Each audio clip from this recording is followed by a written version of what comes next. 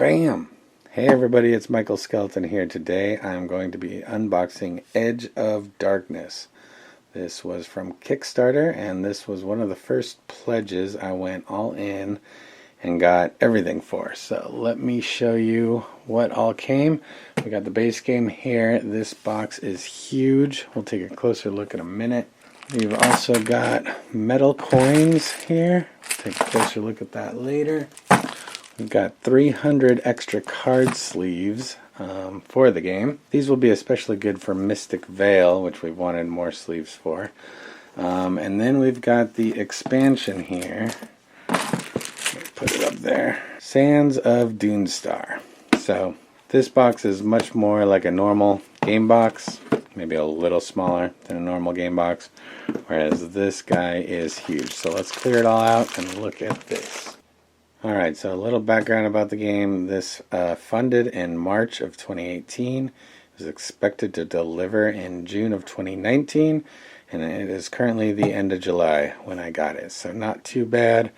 I know they had a couple delays along the way with the cards and the threat tower. Alright, so first thing to say is this is definitely the biggest game box I own now that it's come in.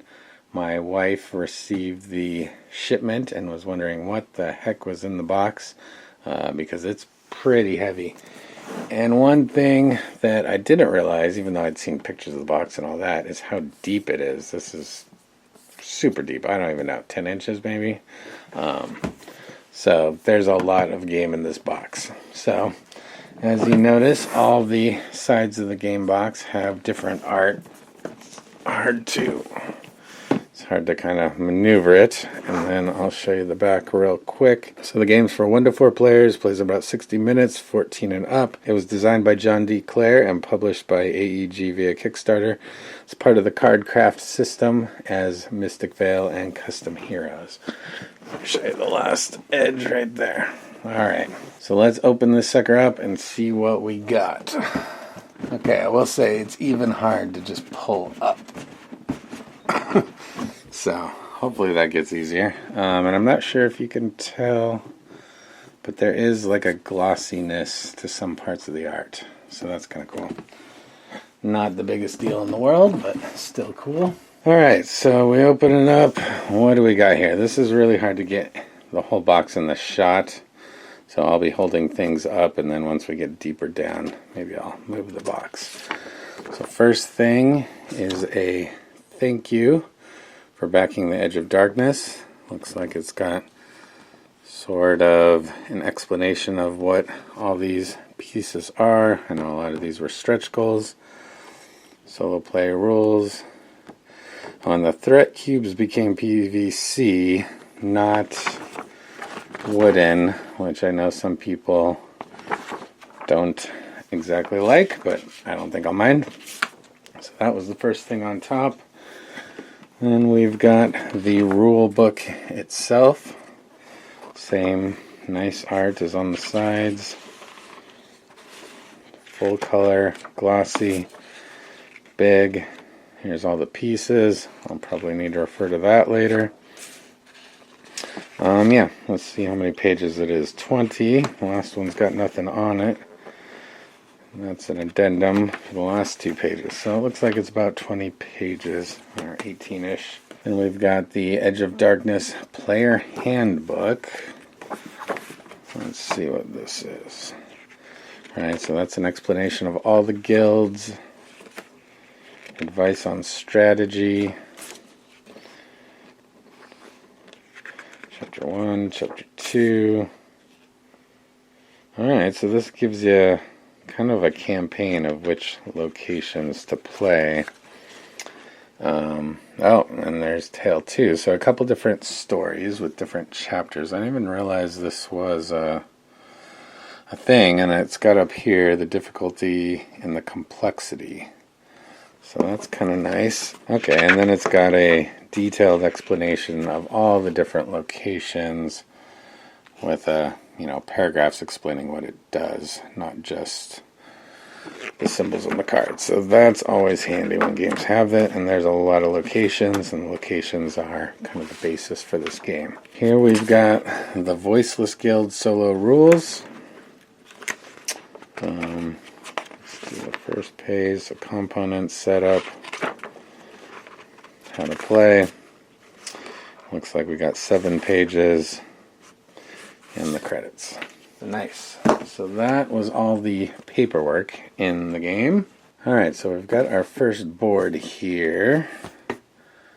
And this is the center board, I believe.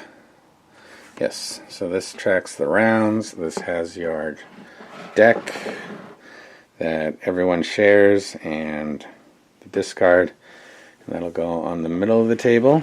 And I believe these two, this will be the top board that holds the 5 locations, so half the locations in the game. And this will be the bottom one. Let me put it together real quick and show you what it looks like. So there you go, with it all put together. That's normal board game size, I'd say, like Clank or something. So not too crazy big, but I do believe the top and the bottoms were added later. So let's get back to it. We've got some punch boards. So I know the workers, which are minis, you could also use the cardboard. Minis were added later, or this is just for retail. I don't remember. Then you've got the money, the cardboard money, which we've got metal. I think these are VP tokens or some other sort of tokens. So, and punch board number 2, we got more of these. Yeah, so these are reputation, and these are influence and goodwill. Then we've got 48 player aid tokens. Each player colored 4 defense tokens, 1 per player. And that's actually all the punch boards, just 2. Kind of surprising. I'm used to a lot of Euros that have a ton. You know, the Uwe Rosenberg games, the whole box is punch boards. Alright, so now, we got a lot to get through. Let's take a look at this. First thing jumping out at me here are the minis. So let's get a close-up of that.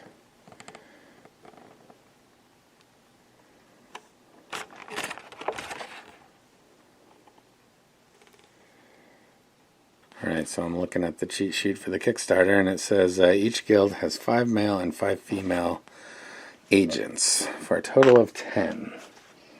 And so we've got, let's see if they're exactly the same.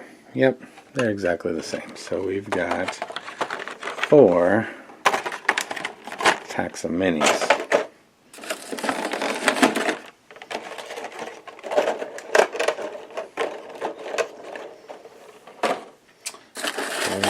We have something else here. This guy got jostled out. Yeah, there's only 8 per package, so it's not like one package has everything for a guild. So you actually get 5 of this.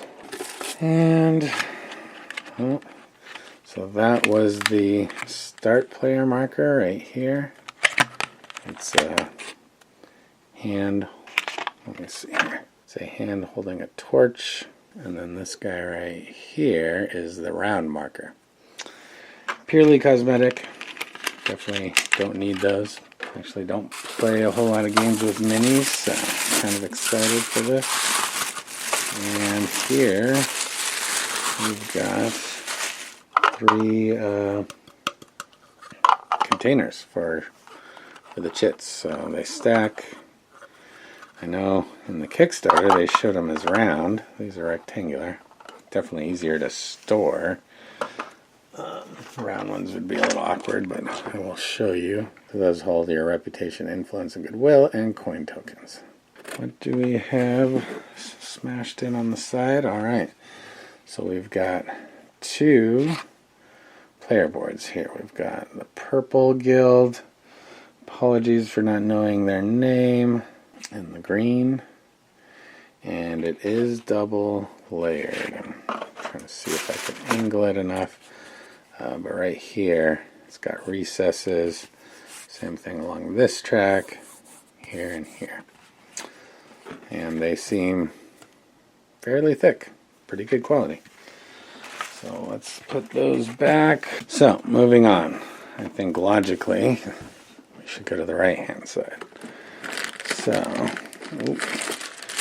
here we have the PVC wooden cubes. So you got one each color. Let's get a red one out there. Alright, you got green, red, purple, and black. They seem fine. I mean, I see some, sort of like on that one right there, you can see a little chip in it. I don't think it matters, and theory seems to be that these work better with the threat tower for evenly distributing it. Alright, we've got something else back here. Ooh. The Edge of Darkness baggie. It is nice though, it's like leatherish. I don't think it's real leather, but it's nicer. It's not just that, you know, felt or not felt, but velvet that you usually get. And I think I know what this is. I think this is going to be the threat tower. Looks like it. Alright, let's take a quick look at what we have here. Score pad. That was a stretch goal, I believe, one of the last ones. Always nice to have. Not double-sided, but there's a large amount there. And then the other two guild boards. So this, we got the red and we got the blue. Alright, so we'll put those back in and let's take a look at this tower. It's not just the tower. Let's see. Oh my gosh. Alright, so these were the player aid tokens for purple. Up close. So these are the player aid tokens, and it's actually got a fair amount of detail. I think that's upside down. Don't know if you can see it, but there is an engraving on it. And this is actually the defense track token, which replaces the cardboard shit. I'm not going to open up all of them, but you get the idea. So that was purple. We got red. We got plastic money. We don't need no plastic money though, although that is looking nice too. Got the white player. Got the green. Got the plastic, what do they call these? Reputation tokens. Let's take one of those out. They look pretty nice. It's a small one. There's a big one. 4. Here we've got the influence and the goodwill. These are kind of cool. The cardboard is double-sided too. Where it's, I don't know which is which. I think this one's goodwill, maybe. That one's influence. I don't remember, but you flip them. So there's the 1, the 4, and the 20. Alright. So we at the bottom. Oh, yes, of course. So then we've got the markers for all the standees. So you snap these on onto the, or not the standees, the miniatures. So you snap those on to tell which guys are yours. And that is the end. That was all contained in this. Let's take a look at this bad boy, though. This is looking awesome. Let's see here. There's the back. Nothing on the bottom. Looks like the bottom could come off, but I'm not going to try it. There we go. And then here we've got the actual tower. Pretty cool. Some simulated cracks in it. It looks like it goes like that, maybe. Yep, there we go. Alright, so let's try this out. So the whole point is you're going to have 3 threats here. Monsters possibly attacking people. And you're going to throw in some amount of cubes. And they come out randomly. And I don't remember if it's like 8 or 10 come into a certain spot. Then that monster attacks. And whoever's got the most colors showing has to defend against it. So that seemed like it works pretty good. It's definitely very satisfying. Let me try that again. Nice. Did they all come out? I don't know. That is very cool. I know that this particular piece delayed the Kickstarter a bit to get it to work right, if I remember from the updates. But it looks very chunky and satisfying. That is everything that was on the right side. I'm going to pack it all back in and do the next side. We are 2/3 done with this box. So let's go for the middle. This should be the cards, it looks like. So I'll just pull these out and see what we got. First things up, we got some reference cards. Alright, so this pack actually split. They were actually kind of spilling out on the side. I believe these are just the randomizer cards. So if you want to randomize which locations are in the game, you would use these and pick 10, and you'd have your locations. So I'm not going to open that up. Okay, so I'm trying to figure out what these are. And I found them in the solo rules. So this looks like it's 7 action cards, double-sided, and then 22 choice cards. That's what these ones are. So yeah, these are used in solo play, which might be cool. That was one reason I did back this, was I do solo gaming with my newborn. Not as much now as I used to, and it's good to have that option. Alright, so it looks like here we have all of the location boards. So, Capitol Hall, Grand Senate, High Council, Bureau of Investigation, Hunters Guild Hall, Rangers Outpost, War Council, College of Greatness, Fair Hollow Academy, Guildmark University, Blockade Barracks, Blessed Stronghold. A little bit of something right there. So 37 locations altogether. Now, I believe the original, that's not all 37. There's all of these too. I believe the original Kickstarter goal was 12. And he put 10 out every game. So it only seemed natural to want to get everything. Get all 37. A lot of them were stretch goals. And then the expansion has even more because the locations are going to make the game different. Alright, and now we're getting down to the cards. So we've got the sleeves. They give you only 50 card sleeves in this. So that is why I wanted the extra 300. You never know when they're going to split. And if nothing else, I can use them for the other card crafting games. Which brings us to the cards for crafting. I don't want to really open these up now, but the whole thing of the game is you have these cards, you buy them, you put them in the sleeve, and then, oh, I'm on the flip side, I think. Okay, yeah, here. So these are the 28 allegiance slips. So when you slip that on your card, it shows that it's the blue faction's card. And maybe another pack shows it a little better.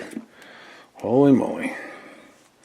Yeah, these will be like the actions. Wow, we got lots of glare going on.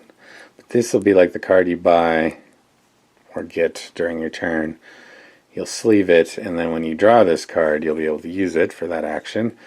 And the cool part about this is the flip side of them are the baddies. So normally, see, this is in the middle. You could sleeve another clear card that has one on top and one on bottom that's completely different. And you kind of build your own card. Cool part though is everyone shares a deck. So if you build a card and it's got your allegiance on it, this is what I really remember about the game compared to Mystic Vale. So let's say my wife uses my card because it's got my banner on it, then she has to pay me and give it to me so I get to use it the next round. And the better you make the cards, the worse the backside gets, and the backsides are the threats that go on that threat tower. So, very cool idea. I'm not going to open this up. We can just kind of look at the rules to see what it says. So each guild had 16 starter cards with their color on it. We got 17 neutral starter cards. So I'm guessing everyone starts with a certain number of those.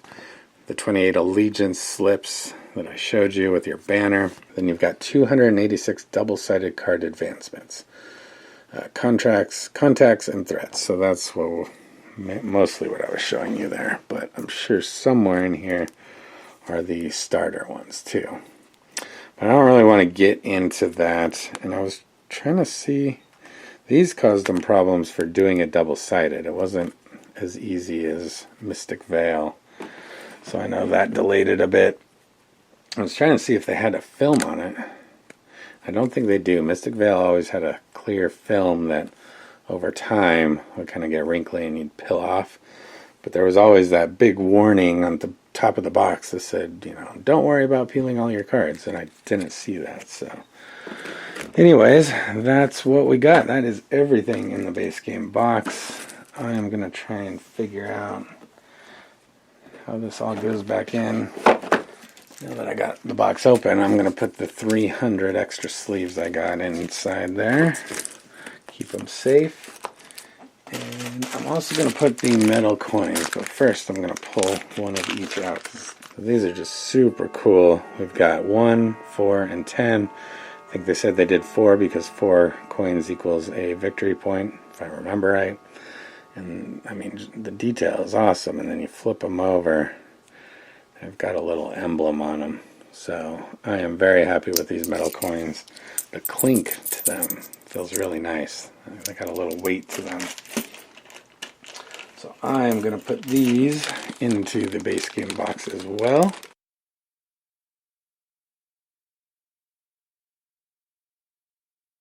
Alright, so that is everything in the base game box for Edge of Darkness. Now we're going to move on to the expansion. Alright, so the expansion is called Sands of Dunestar. Pretty much I think it just has more of everything. More locations. Yeah, more locations, period, is what I remember. We will definitely be playing kind of vanilla Edge of Darkness with the 12 base locations that it was originally going to come with first, and then we're going to slowly add all the stretch goal locations and then try out this one. But for a game like this, more is better. We bought all the Mystic Veil expansions. Well, not all of them, but most of them, so it just adds variety. So first thing we're going to notice, well, I guess I should have shown the back. Let's do that real quick. There's the back of it. Alright, so first thing we got is the rules, of course, and this looks, I mean, it's a smaller book than before. Alright, it's got just like the other one did, so Chapter 1, Unrest, high difficulty, moderate complexity, tells you the locations to use, has a little story. Chapter 2, 3, 4, alright, then we got some recommended setups. Jewel of the Desert, Thief in the Knife, Tale of Two Cities, Thief in the Night, sorry, Tale of Two Cities, Unexpected Visits. So that's cool. I like that. Awakening the Soulless and To Battle. I mean, look at that art. Awesome. Just beautiful. Alright, and then it's got the explanation of all the locations. I don't think it has like any new mechanics. I could be wrong about that. Besides new locations that do cooler stuff. Alright, and it's got a kind of a difficulty rating for each location. Alright, and that's that. How long was that? That was a 22-page rulebook. We've got punch boards for Dunestar. What are these? I forget what those are called. I have it in the book. Pit Fighter tokens. Kind of cool if they had an upgrade for these, but I'm not going to complain. Let's take a close look at one of them. Here's the Pit Fighter. No idea what they do. Don't remember. Alright, and then here we've got our locations. So there are 13 location boards here. Embassy of Dunestar, Sandslayer Encampment, the Pits, Beacon of Light, Maj Kennels, the Scale, Sun Vaults, Altar of the Soulless God, Gates of Dunestar, Debtor's Prison, Grand Souk, the Great River, and Rattlesnake Hideout. Awesome names, awesome art, love it, love it, love it. And here we've got the cards. Well, here are the randomizer cards. Same art. Has the number for each of the locations for quick lookup. Same back as before, so if you don't want to use a recommended setup, it's easy to randomize. And then according to the rulebook, we got 98 card advancements. So in this case, we got the Ambassador. And on the flip sides, we got the Venom Shaman. And I guess I didn't explain that. I mean, I'm not really explaining the game. I don't remember all the details, but I remember each location, so 38 in this case. The Ambassador would be the one, so pretty obviously the Embassy of Dunestar. You would have this location out, and you would have all these ambassadors on that location. And when you use your workers or agents to go to a location, that's when you can, take one of those cards. I don't remember if it costs things. Looks like it might cost a cube, or actually I think that's if you play it, you got to add a cube. Yeah, I don't remember all the rules, but that was, each location has like a set of cards with it that make it unique. And I believe everything fits in the base game box. I'll worry about that later. I think right now, with us wanting to play vanilla Edge of Darkness, it'll be good to have all these separated out. Let me put it all back together. And yeah, once we kind of advance to where we want the expansions, this has glossiness too. I don't know if you, there we go, on the water. Nice little touch. And yeah, so let's bring them back out. This thing, I tell you, it's a monster. I mean, I don't own Gloomhaven. I've seen it. I think this is pretty comparable to Gloomhaven's depth, and I think Gloomhaven might be longer, but I don't own it. So this is definitely the biggest game I own, the heaviest game, and I'm super excited to play this. I know the big box and everything looks kind of scary, but I remember when it came out on Kickstarter, I read all the rules, I watched the how to play videos, and I thought, this doesn't seem bad at all. The most complicated factor is learning the different locations for each game that you're playing with and how that's going to change the game. I'll probably mostly be playing this two-player at first with my wife, but it definitely looked like a game where the more you have playing, the better. Hoping to learn it enough to where I can teach it and it doesn't sound too complicated, and then we can jump right into it with our friends. Alright, so that's everything in the box for Edge of Darkness Kickstarter with the Sands of Dunestar expansion. If you like this video, please give me a thumbs up and consider subscribing for future videos. If you want to check out more of my videos, just click the links on the screen and maybe you'll find a new game to play. Alright guys, with that, Michael Skeleton is out.